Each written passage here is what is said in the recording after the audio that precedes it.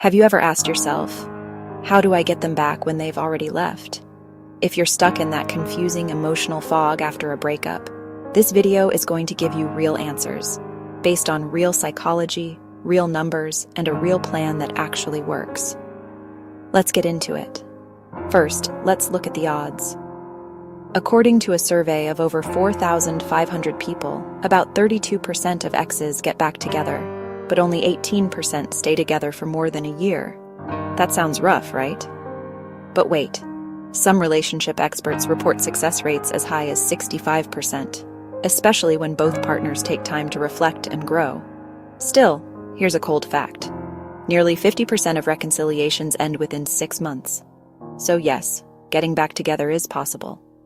But it requires way more than just texting "I miss you" at 2 a.m. Let's talk about the first major key: time and space. If you rush back in while emotions are high, your chances tank. According to real people sharing their stories online, the couples that made it work took time. At least 30 to 90 days of no contact. Some even suggest waiting 6 months before reconnecting if the breakup was painful. This is where the no contact rule comes in. Done right, it can rebuild your value in their eyes and give you space to become someone even better than before. Some coaches report success rates up to 70%, but only if you follow the rule with discipline and don't break halfway through. Now, let's talk about what actually makes a reconciliation work. Here's a 5-step game plan that's worked for thousands of people. Stop chasing. No texting, no calling, no watching their stories. You need to remove that anxious energy. Let them feel the space. Let them wonder.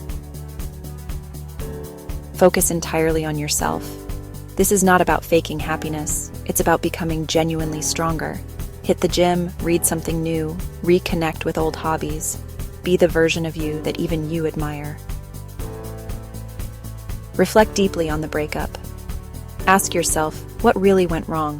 Was it insecurity, miscommunication, emotional unavailability? Take responsibility for your part. Don't fall into the trap of blaming everything on them. But let me pause here and address something crucial. You may be thinking, how do I even know when I'm ready to reach out? That's a great question. Because if you're not truly ready, even the perfect message will fall flat. So what does it mean to be ready? It means you can speak to them without begging, blaming, or emotionally breaking down. You genuinely feel at peace with or without them. You've grown, and it shows. Here are 5 high-impact ways to get yourself there. Start a 30-day self-transformation challenge. For 30 days, go all in on yourself. No contact, no stalking their socials. Just full focus on healing, growing, and building momentum in your life. This creates real change, not just to impress them, but to impress yourself. Write the letter, but don't send it. Sit down and write everything you want to say, what you regret, what you've learned, what you feel. Then fold it up and keep it. This is for you, not for them. It clears your emotional fog. Visualize your future together, differently. Imagine being back with them, but in a new kind of relationship. How will it feel? What will change? What boundaries will you both honor? Clean up your social presence. No, don't post thirst traps or fake happy photos, but do update your social presence to reflect your growth.